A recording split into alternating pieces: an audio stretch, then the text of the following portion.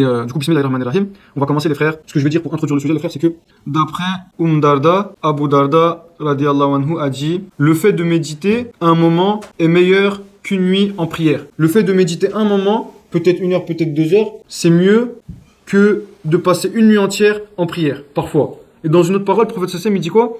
1 heure de méditation, parfois, vaut plus que 1 an est meilleur que 1 an d'adoration. Pourquoi les frères? Parce que Allah dit à maintes et maintes reprises dans son livre, si je dis pas de bêtises, ne méditez-vous donc pas les versets d'Allah, la création, l'existence, le but, le sens de la vie. Le prophète sallam, il faisait quoi les frères? Avant la révélation, il partait méditer tout seul dans la grotte Hira. Et il s'éloignait des gens, il s'isolait. Pourquoi? Justement pour méditer. Et c'est dans ces moments-là que le prophète sallam, il comprenait que c'est impossible que cette création elle soit en vain, qu'il n'y a pas de créateur. C'est impossible que, voilà, cette création-là soit dirigée par des idoles, par des statues, par des fausses divinités, et que nécessairement il y avait un Dieu unique tout-puissant, etc. C'est là que le prophète sallam, il méditait. Et justement, le prophète sallam, par rapport à ça, il dit quoi? Ça, c'est des choses qui augmentent la foi, les frères. La méditation, bien placée, elle augmente la foi du croyant. Et c'est pour ça que parfois, le prophète sallam, il dit 1 heure de méditation, ça sera mieux pour toi qu'1 an d'adoration. Bien que la prière, elle a des vertus énormes et incommensurables, la méditation, les frères, la méditation, les frères, bien placée, elle te permet de surpasser, on va dire, juste le fait de prier mécaniquement, d'apprendre, de renforcer sa foi à travers la méditation de la création des versets d'Allah. Et à la fin, une fois que tu as médité, tu vas voir que la même prière, la prière que tu faisais, tu vas voir que ça n'a rien à voir et ça n'aura rien à voir avec la prière que tu vas faire après méditer, après avoir récolté les fruits de la méditation, on va dire. Tu verras que ça n'a rien à voir avec la prière que tu faisais de tous les jours. La prière vas-y, je vais la faire en rapide pour passer, je la fais vite parce que je dois y aller, je dois sortir, etc., etc. 1 heure de méditation, parfois, c'est mieux que 1 an d'adoration. Donc, on commence, les frères, le sujet d'aujourd'hui, c'est la salat, la prière.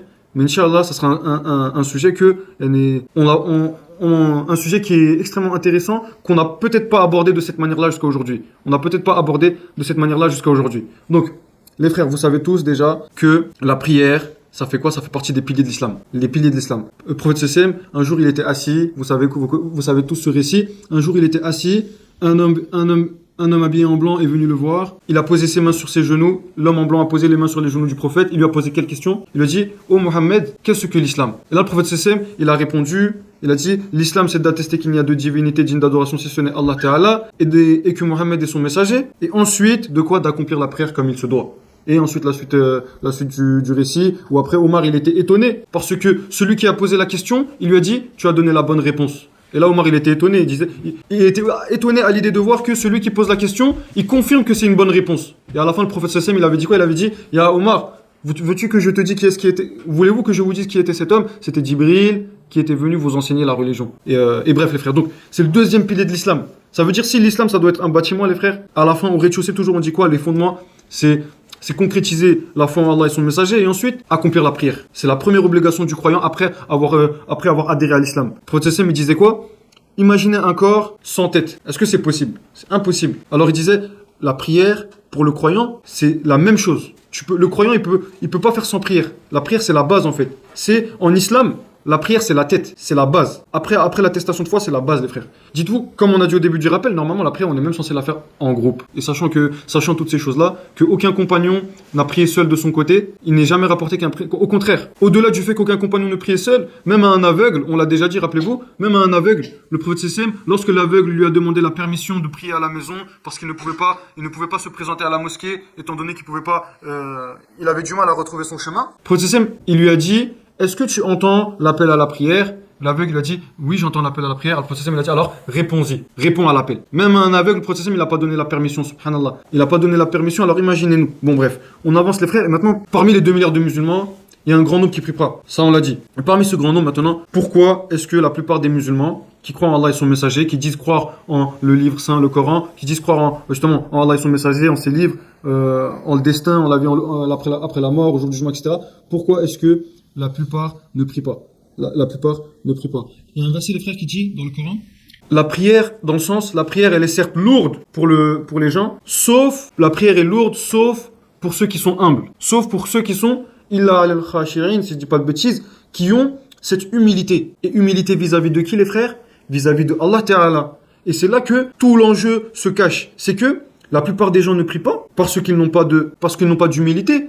Et pourquoi est-ce qu'ils n'ont pas cette humilité? Parce que cette humilité, tu es censé l'avoir vis-à-vis de qui? Vis-à-vis d'Allah. Mais si toi, tu connais pas Allah, tu connais pas ton Créateur, la grandeur de ton Créateur, à quel point il est miséricordieux, à quel point Allah, il est tout puissant, il est beau, il est majestueux, à quel point Allah il est généreux, à quel point Allah il t'aime, à quel point Allah il est pardonneur, à quel point Allah, c'est le seul qui te laissera jamais tomber, alors que tout le monde te laissera tomber tôt ou tard. C'est le seul qui, même si tu es le pire des hommes, Allah il dit, si tu reviens vers moi, tu me demandes quelque chose, sincèrement tu demandes pardon, je te donnerai ce que tu demandes, je te pardonnerai. C'est le seul en fait. Et quand tu vas connaître tout ça, qui fait partie de quoi? La science de connaître son Créateur. Je sais pas comment on prononce, Ma'rifatullah, si je dis pas de bêtises. Et c'est ça qui manque aux gens, à la plupart des gens. Il y a deux types de foi, les frères. Il y a grossièrement, il y a deux types de foi. T'as le musulman, il s'appelle Ahmed, Mahmoud, il s'appelle Suleiman, etc. Mais c'est un musulman, quand tu vas lui dire pourquoi tu es musulman, il te répondra tout simplement, ouais je suis musulman parce que mon père c'est un musulman, ma mère c'est une musulmane, je suis né dans une famille croyante.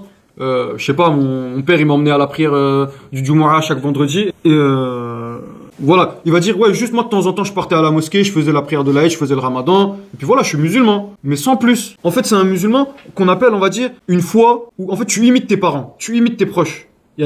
C'est pas une foi qui justement le deuxième type de foi, la deuxième type de foi, une foi qui est on va dire convaincue comme qui par exemple Imam Ali il disait quoi? J'ai tellement la certitude vis-à-vis d'Allah, dans ma croyance, j'ai tellement la certitude que même si Allah Ta'ala, Dieu, il m'enlevait le voile avec le monde invisible et que je commençais à voir les anges, les djinns, cela n'augmenterait pas ne serait-ce qu'un grain de sable ma foi et mon degré de foi, mon yakin, ma certitude. Et ça, c'est quoi? C'est justement, Imam Ali, c'était un des plus savants des compagnons. Lui, il connaissait, il était arrivé au plus haut degré de la foi. Ils sont arrivés au plus haut degré de la foi, c'est les compagnons, radiallahu anhum. Et justement, ça passe par quoi, les frères? Ça passe par le fait de connaître son Créateur, apprendre sa religion, pas de manière mécanique, mais vraiment, voilà, de manière, on va dire, réfléchie, tu médites, t'apprends comment il est ton Créateur. Et là, on le dit toujours, par exemple, mais t'as vu, les frères, si Ahmed il me demande 10 000 euros, admettons que, excusez-moi, si Samy il demande 10 000 euros à Ahmed, Ahmed il connaît pas Samy. Ahmed il va dire quoi? Il va dire j'aime bien Samy, de temps en temps je le croise au rappel, mais je le connais sans plus. Et il me demande 10 000 euros, moi je sais pas si je peux lui faire confiance. Mais si c'est Michael Abbé qui demande 10 000 euros à Ahmed, là Ahmed il va dire quoi les frères? Il va dire vu que je connais Michael Abbé, je sais que c'est un gars digne de confiance, qui est réglo, peut-être même quand on lui fait un service il rend mieux. Voilà, il va accepter, il va dire oui. Et vis-à-vis d'Allah Ta'ala, c'est la même chose. Quand tu connais ton Créateur, là, tu vas voir que les actions, elles vont suivre tout seul. Mais que si tu connais pas ton Créateur, et ben voilà, tu seras comme la plupart des gens. Tu auras une foi qu'on appelle, voilà, taqlidi. En fait, tu vas imiter les gens, tu vas imiter tes proches. Et automatiquement, ça, c'est une foi qui ne te mènera pas loin. La foi du frère qui vient que pour faire la prière de l'Aïd, ou celle du frère qui vient que pour faire la Salat Jumu'ah, c'est une foi faible. C'est une foi faible en termes de... Ouais, c'est une foi faible.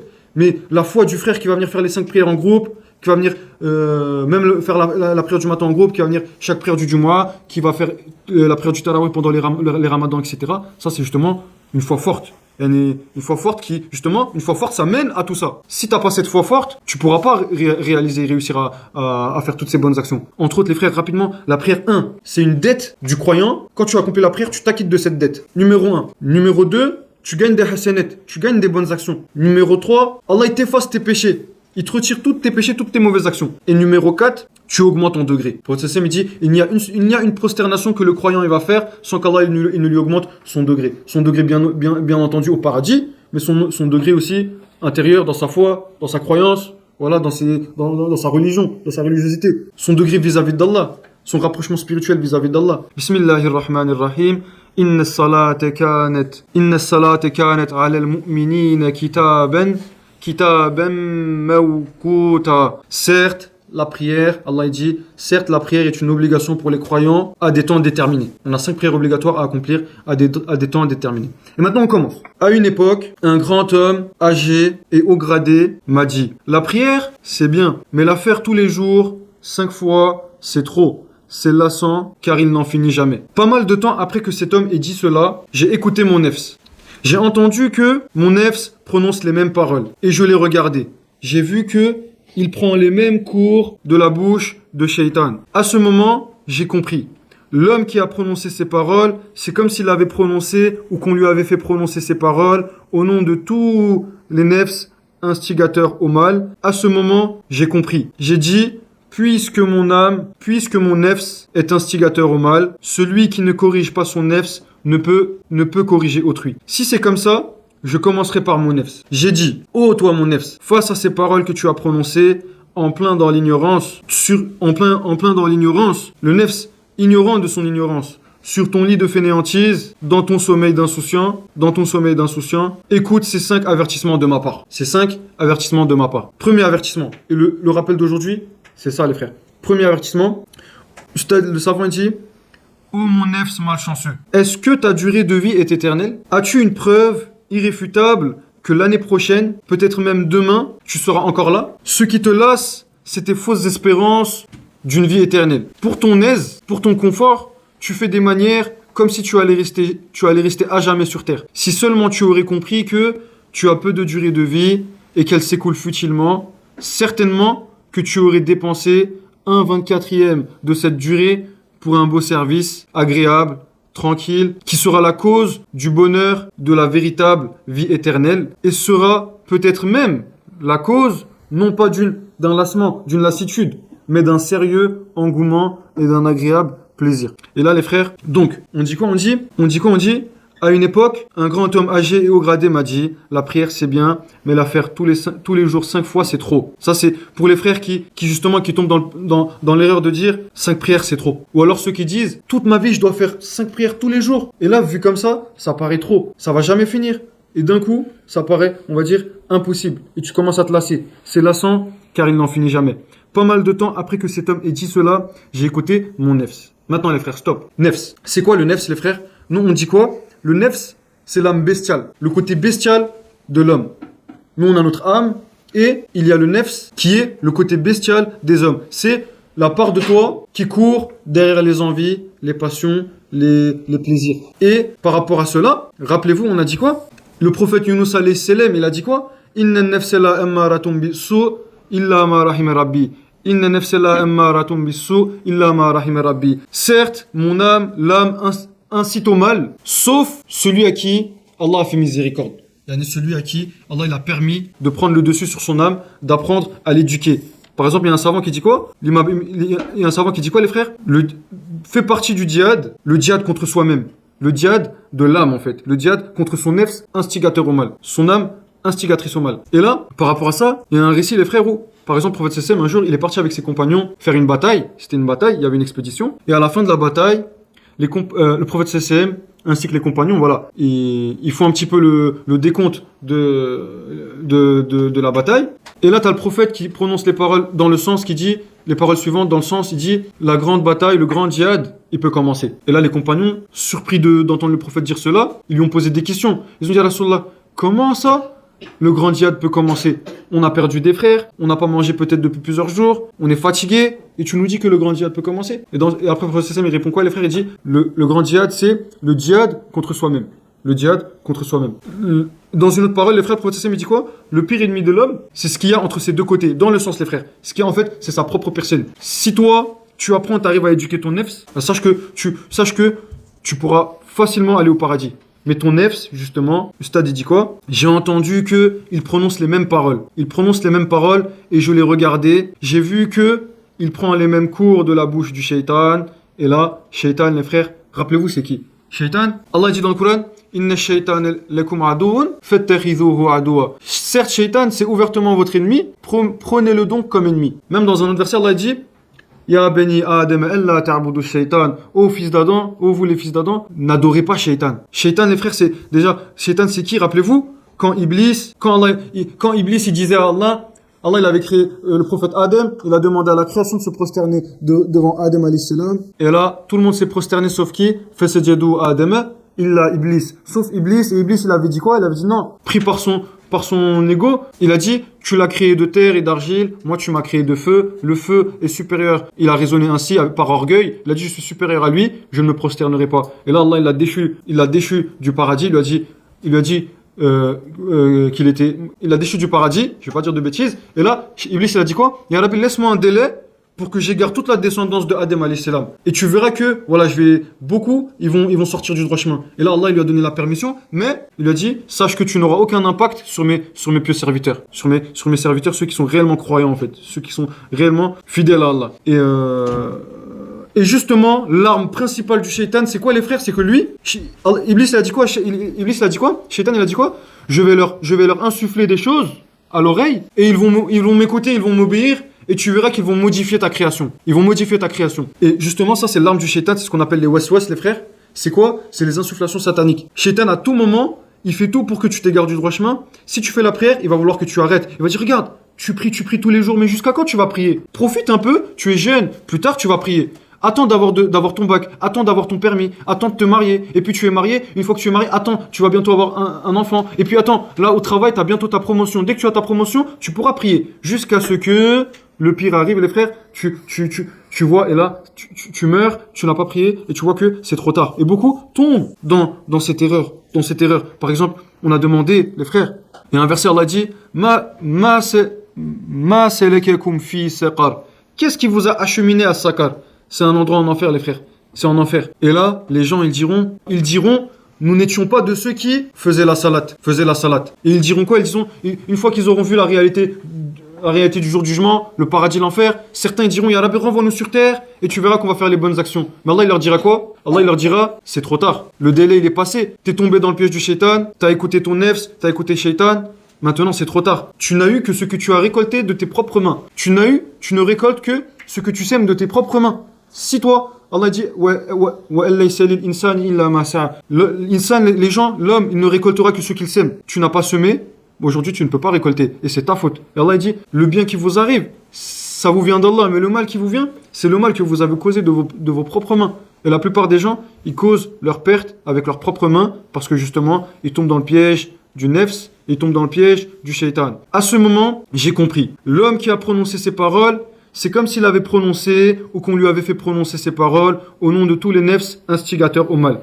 À ce moment, moi compris, c'est plutôt ça en fait, je fais une correction les frères. À ce moment, moi compris, j'ai dit, puisque mon nefs est instigateur au mal, celui qui ne corrige pas son nefs ne peut corriger autrui. Si c'est comme ça, je commencerai par son nefs. Et là on s'arrête, stop. Celui qui ne corrige pas son nefs ne peut corriger autrui. Et là les frères, Allah il dit quoi? Allah dit, il y a un verset qui dit les frères, Inna Allah la yaghyiru ma biqawmin hatta yughyiru ma bi anfusihim. En vérité, Allah ne modifie point l'état d'un peuple tant que les gens, le composant, ne modifient pas ce qui est en eux-mêmes. Là, ce que je veux dire, par exemple, il y en a beaucoup qui se plaignent. Les dirigeants musulmans, ils sont comme ceci, ils sont comme cela, c'est des vendus, c'est des traîtres, etc., etc. Mais Allah, il dit lui-même, si vous-même, en tant que peuple, vous ne vous changez pas, vous ne vous réformez pas vous-même, Allah, il ne changera pas votre situation. Allah, il vous donnera pas des dirigeants qui sont corrects, qui sont honnêtes, qui sont justes, tant que vous-même, en fait, vous êtes injuste, et vous n'êtes pas honnête, et vous n'êtes pas correct. Donc, si tu veux changer, en fait, les choses, tu dois commencer par toi-même.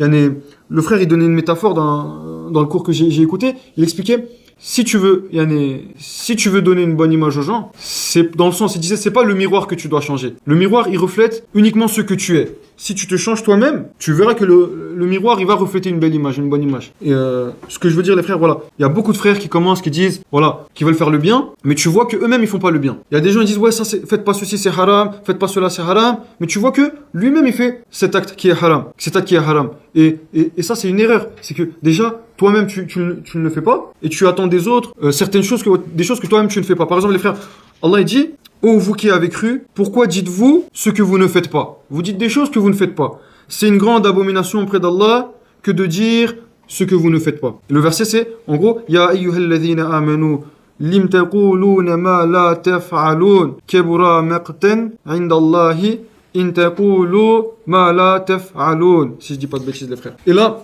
ça m'a rappelé une histoire, un récit les frères, vous connaissez tous Imam Azam, Imam Abu Hanifa, rahimahullah, un des plus grands savants de la communauté, l'imam de l'école hanafite, il disait à son époque, il y a un récit, il y a un malade qui est venu le voir. Un malade qui vient le voir, qui pose une question, qui dit, ah imam, j'ai telle maladie, j'ai telle douleur, qu'est-ce que tu me conseilles, qu'est-ce que je pourrais faire pour guérir, pour me soigner? Imam Abu Hanifa, il dit, d'accord, je comprends, reviens dans 40 jours. Il revient dans 40 jours, le malade, celui qui a des problèmes de santé, il lui dit, ya imam, voilà que je suis revenu, qu'est-ce que tu me conseilles pour soigner mes douleurs, mes maladies, mes problèmes? Il lui dit, prends du miel. Chaque matin, tu consommes telle quantité de miel. Et là, la personne, elle était surprise. Elle a posé à l'imam la question suivante, pourquoi est-ce que tu me l'as pas dit le premier jour de consommer du miel si tu savais? Pourquoi attendre 40 jours? Et là, regardez la réponse de l'imam Abu Hanifa. Et ainsi étaient les pieux prédécesseurs, les frères. Il a dit, parce que quand t'es venu me voir, moi, ce conseil-là de prendre du miel tous les jours, je ne l'appliquais pas pour moi-même. Mais une fois que je t'ai dit de revenir dans 40 jours, j'ai appliqué cela pour moi-même. Et voilà que maintenant, je peux me permettre de te conseiller quelque chose que moi-même j'applique. Appliquer quelque chose d'abord pour soi-même, se réformer d'abord soi-même, et ensuite réformer les gens, aider les gens, conseiller les gens. Tu vas pas conseiller un médicament à quelqu'un que toi-même tu n'as jamais testé, tu n'as jamais utilisé sur ta personne. Et dans le même sens, les frères, il y a un verset qui dit, on ira voir une personne en enfer, je sais plus si c'est un hadith ou un verset, on ira voir une personne en enfer, on lui posera la question, mais toi, tu nous faisais des rappels, tu nous disais de faire le bien, tu nous disais de pas faire le mal, pourquoi t'es en enfer? Et là, la réponse qu'il va donner, c'est, moi, je vous disais de faire le bien. Oui, je faisais des rappels, je vous disais de faire le bien. Mais moi, en secrète, je faisais pas le bien. Je vous déconseillais, je vous défendais de faire du mal. Mais moi, en secrète, je faisais le mal, je faisais des péchés. Et c'est pour ça que je suis là, en fait. Donc, les frères, si on veut se réformer, si on veut que les choses changent, faut se réformer soi-même. Si tu t'es pas corrigé, celui qui ne corrige pas son nefs, il ne peut corriger autrui. Et si c'est comme ça, chacun ici, là, on doit commencer par notre propre personne. Est-ce qu'on a concrétisé les 5 piliers de l'islam? Est-ce qu'on a concrétisé? On a commencé, on fait la prière comme il se doit, en respectant chaque étape de la prière. Là, on n'est pas là pour faire de la jurisprudence, mais est-ce qu'on respecte? On fait Ta'adil al-Arkan, chaque moment, chaque instant de la prière, on respecte. On la fait pas trop vite, on la fait sérieusement, on la fait avec concentration. Est-ce que, une fois que tu as fait tout ça, là, tu pourras attendre des gens d'être comme toi et de prendre exemple sur toi, et que voilà, comme ça, les choses changent. Et on continue, les frères. J'ai dit, ô toi mon nefs, face à ces paroles que tu as prononcées en plein dans l'ignorance, sur ton lit de fainéantise, dans ton sommeil d'insouciant, écoute ces 5 avertissements de ma part. Et là, il y a 5 avertissements. Dans le premier, du coup, ô mon nefs malchanceux, est-ce que ta durée de vie est éternelle? Là, le savant, comme s'il faisait un dialogue avec le nefs. Il lui dit, est-ce que tu crois que tu vas vivre à l'infini? Moi, je connais pas quelqu'un qui vit à l'infini, les frères. On vit tous à un temps déterminé. As-tu une preuve irréfutable que l'année prochaine, peut-être même demain, tu seras encore là? Est-ce que nous, ici, on a une preuve que l'année prochaine, on sera en vie? Non. Est-ce qu'on a même juste demain, on a une certitude? Quelqu'un peut me dire à 100% que moi, demain, c'est sûr que je serai là, que je serai en vie? Non, les frères. La vérité, c'est que personne n'a la garantie de savoir quand est-ce qu'il va mourir, jusqu'à quand il va vivre. On n'a aucune garantie. Et c'est là que Shaitan, il nous prend par piège, il nous fait un piège. Il nous fait croire que, t'inquiète, tu vas vivre longtemps. Tu vas 60 ans, 70 ans, comme si tu allais vivre. Et le nefs aussi, il croit qu'il va vivre éternellement. Mais ça, de toute façon, on va y venir. Ce qui te lasse, c'est tes fausses espérances. Tes fausses espérances de vivre éternellement, d'être éternel. Là, les frères, on est d'accord. Pour la vie, ça ne coûte qu'un accident. Tu fais un accident de voiture, fin. Tu passes de l'autre côté. Ou une maladie, là, tu te sens pas bien, tu pars voir le médecin. Je me sentais pas bien, je suis parti voir le médecin. Il m'a dit quoi? Monsieur, excusez-moi. Oui, il m'a dit, monsieur, est-ce que vous êtes accompagné? Parce que là, je peux pas vous laisser partir. Là, je vous le dis clairement, c'est presque sûr, c'est un cancer. Et là, tu sais pas, peut-être tu peux mourir. Beaucoup, ils ont cette mauvaise nouvelle. Par exemple, moi, c'est une connaissance qui m'expliquait cela. Une personne est partie voir le médecin pour une douleur au ventre, etc. Ils ont fait des examens et le médecin il lui a dit, mais pourquoi t'es pas venu me voir plus tôt? T'as un cancer phase terminale. Ah, c'est trop tard. Là, la guérison, elle est, bien sûr, elle est grande, mais statistiquement, c'est presque impossible. Là, tu t'en sors. Et là, le gars, il se dit quoi? Il me reste, la seule chose qu'il peut dire, docteur, à votre avis, il me reste combien de temps à vivre? 2 mois, 3 mois, 4 mois, 1 an max, 1 an, 2 ans, voilà. Et la vie, ça en tient à très peu. Donc, personne ne la garantit, les frères. Le nefs, ce qui te lasse, c'est tes fausses espérances d'être éternel. Le nefs, il a cette prétention, les frères. Il sait qu'un jour il va mourir. Il sait qu'un jour le jour du jugement, il va arriver. Mais le nefs, il dit quoi? Il dit, moi, je vais jamais mourir, en fait. Et là, c'est un petit peu, voilà, comme on avait dit, les frères, rapidement. Rappelez-vous, tout le monde connaît ici l'histoire de la cigale et de la fourmi. La fourmi, elle bosse, elle travaille tout l'été. Elle prépare l'hiver. Parce que il sait que l'hiver, tôt ou tard, la fourmi, elle sait que tôt ou tard, l'hiver va arriver. La cigale, qu'est-ce qu'elle fait? La cigale aussi, elle sait que l'hiver va arriver. Mais, qu'est-ce qu'il fait? Il danse, il fait la fête, etc. Et à la fin, vous connaissez l'histoire. L'hiver arrive, la fourmi, elle est à l'abri à la maison, elle mange, etc. Elle a préparé son au-delà, elle a préparé sa suite. Et là, t'as la cigale qui toque à sa porte. Est-ce que tu peux me donner à manger? Et ceci et cela? Mais c'est mort, c'est trop tard. Parce que toi, à l'époque, tu savais que ça allait venir, mais t'as eu des fausses espérances que ça va jamais arriver. T'es tombé dans ces fausses espérances, en fait. Et justement, alors que, Allah il dit, les frères, chaque âme goûtera la mort. Kullu nafsin dha'iqatul maut.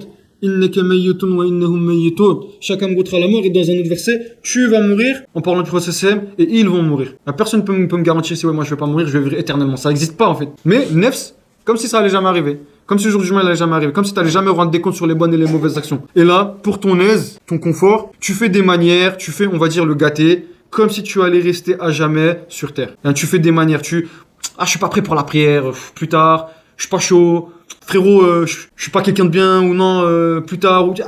Arrêtez de faire des manières. Les gens, ils cherchent toujours des excuses. Ils se trouvent des excuses.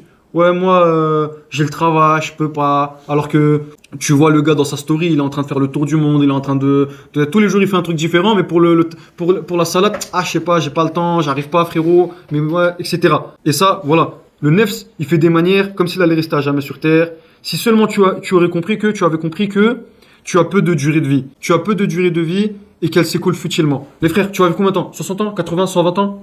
On est d'accord que la plupart des gens, du temps qu'ils ont à disposition, ils le font quoi? Ils l'utilisent, ils le dépensent futilement. Combien les frères, ils ont regardé les 1500 épisodes de One Piece? Je suis désolé, mais ça c'est quelque chose de futile. Aujourd'hui, c'est pour ou contre toi, c'est plus contre que pour. Et le pire, c'est qu'il y en a qui commencent là. Tu sais, moi par exemple, quand j'ai commencé avec 200 épisodes, 300, 400, il y a des gens, ils commencent la série One Piece maintenant, alors qu'ils savent qu'il y a 1500 épisodes. Tout le temps qu'ils vont passer à regarder des épisodes de One Piece. Tu as peu de durée de vie. Le temps, il passe très vite. 120, maximum 100 ans. 120 ans.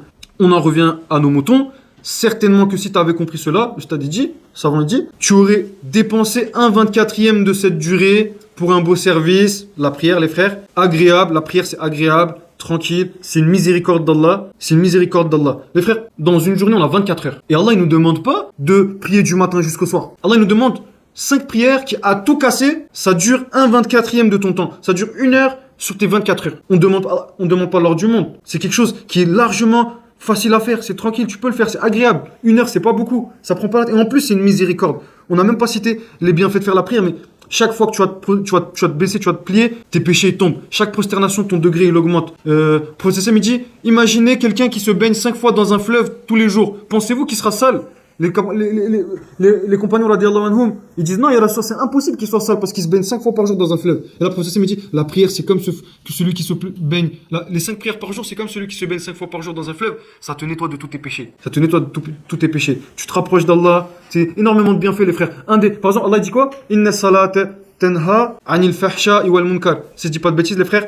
Certes, la prière préserve des turpitudes et du blâmable. La prière, ça te protège des accidents, des choses haram, des shayatines. Ça te protège de tout ce qui peut te nuire. C'est un bouclier entre toi et le monde invisible. C'est un bouclier entre toi et les choses nuisibles. Et voilà les frères, c'est une miséricorde d'Allah, c'est un cadeau qu'Allah il nous offre. Allah il n'a pas besoin qu'on prie. Est-ce que nous quand on va prier, Allah il va augmenter de richesse, hacha, il va devenir plus fort, hacha? Non, nous on bosse pas pour Allah. Nous quand on bosse, la prière c'est pour nous-mêmes. C'est pour nous-mêmes. Allah dit, faites la prière, si vous réfléchissez, vous allez comprendre que c'est mieux pour vous. C'est la clé du paradis, les frères. La première chose qu'Allah va demander le jour du jugement, c'est, est-ce que tu as fait la prière? Si tu as fait la prière, le prophète Sassam, il dit, Allah va te faciliter ton jugement. Il va pas entre guillemets, Allah va fermer les yeux, il va pas regarder, est-ce que un jour tu as manqué de respect à quelqu'un, ou un jour tu as bousculé quelqu'un, ou il va pas regarder les détails. Mais si tu as pas accompli la prière comme il se doit, il te manque des prières, prophète Sassam, si tu n'as pas accompli la prière, prophète Sassam, il dit, Allah il rendra dur ton jugement jusqu'à.